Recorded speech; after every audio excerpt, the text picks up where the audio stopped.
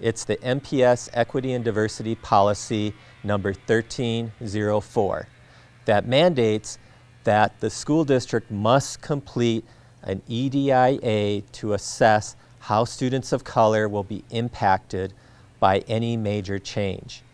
And that's to give the school board and the community a chance to see are there any harmful impacts we haven't thought of to negatively impact students' learning? Are there any other issues we haven't thought about that could ultimately negatively impact how students of color learn, or cause white students to learn exponentially faster while penalizing students of color? I mean, that's one way to phrase everything.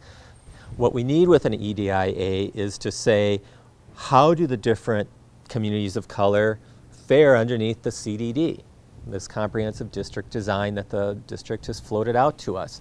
How are American Indian programs and students going to fare?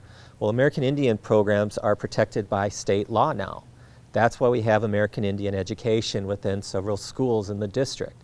They're mandated to be funded, protected. That they had to seek legal recourse because of how they'd been discriminated across the state, not just in Minneapolis.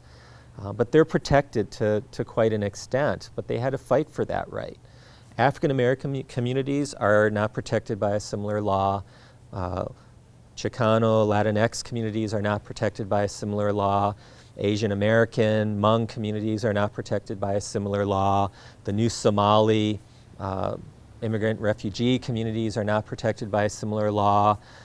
So we need to know, is this plan going to cause major disruption to the students within these protected groups?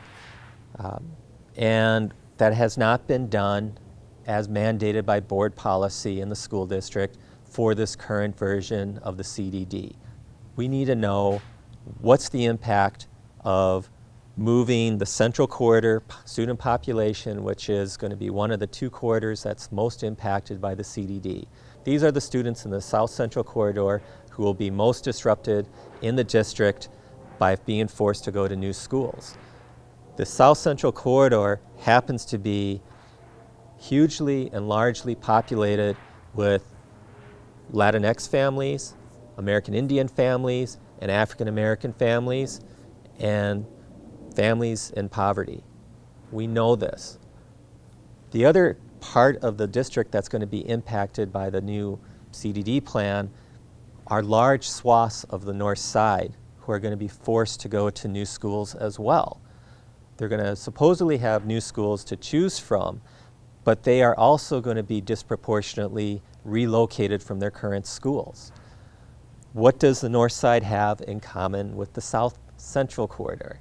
It's primarily students of color, primarily African American, and primarily Hmong students who will be disproportionately impacted, as will the smaller American Indian community on the north side. So once again, we're seeing the Minneapolis School District implementing a district-wide policy on the backs of our most vulnerable students, students of color, and their family.